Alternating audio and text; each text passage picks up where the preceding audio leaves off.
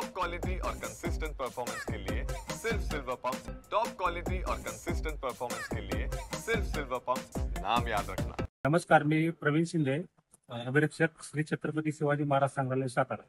कालच मला पुरातत्व विभागाचे सहाय्यक संचालक वाणी साहेब यांनी महाबळेश्वरमध्ये काही विहिरीमध्ये एक हत्यारे सापडल्याचे सांगितले। त्यानुसार मी आज स्वतः भेट देऊन महाबळेश्वरचे टेकर साहेब त्यांच्या थ्रू एक तलवारचे 3 तुकडे, 2 हत्यारे असे आम्ही इथे बाहेर काढलेले आहे आणि ते जे जतन व संवर्धन करून संग्रहालयात ठेवणार आहे। आपल्या इथे क्षेत्र महाबळेश्वर या ठिकाणी आपल्याला एक ऐतिहासिक वस्तू निदर्शनास आली। ती त्या 3 मे रोजी आम्ही सहज जुन्या बावडी किंवा त्या विहिरीमध्ये पाणी आहे का किंवा अशा संकल्पनेतून बघण्यासाठी येत असताना एका विहिरीमध्ये पाणी शोधताना एक ऐतिहासिक वस्तू म्हणजे तलवारीचं एक मूठ दिसली आम्हाला। त्यावेळेस आम्ही ती मूठ कोणत्या प्रकारची आहे असं थोडा इतिहासाचा अभ्यासक आपले मयुरेश मोरे यांच्या माध्यमातून माहिती घेण्याचा प्रयत्न केला। तर त्यांनी सांगितलं की शिवकालीन असण्याची शक्यता आहे। याची गांभीर्यता लक्षात घेता आम्ही ही माहिती लगेच तत्काळ आम्ही इथल्या प्राण साहेबांना, कचरे साहेबांना फोन करून सांगितली व तसेच व्हिडिओ कॉल करून त्यांना या घटनेची माहिती सुद्धा दिली।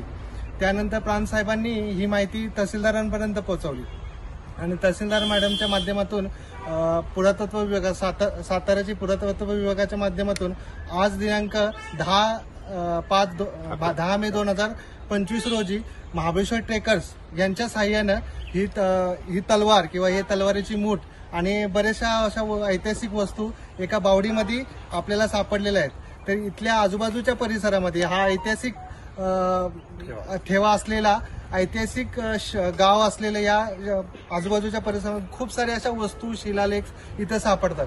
तर पुरातत्व विभागाने या गोष्टीची दखल घेऊन इथे येऊन ती वस्तू हस्तगत करून त्याची योग्यरित्या त्याची ठेवणी किंवा आणखी काही त्याच्या माध्यमातून आपल्याला इतिहास सापडतोय का अशा पद्धतीनं पूर्णपणे अभ्यास करून ते या गोष्टीची कुठेतरी चांगल्या संग्रहालयामध्ये त्याची ठेवण करणार आहेत।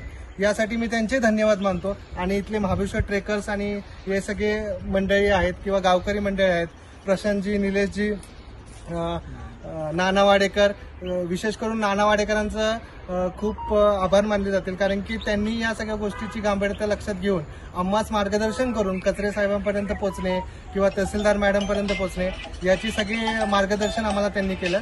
यासाठी त्यांचे धन्यवाद मानतो आणि साहेबांचे सुद्धा धन्यवाद की तुम्ही एका दिवसात प्रतिसाद देऊन इथं आला आणि या गोष्टीची सगळी सोक्ष मोक्ष लावला। धन्यवाद।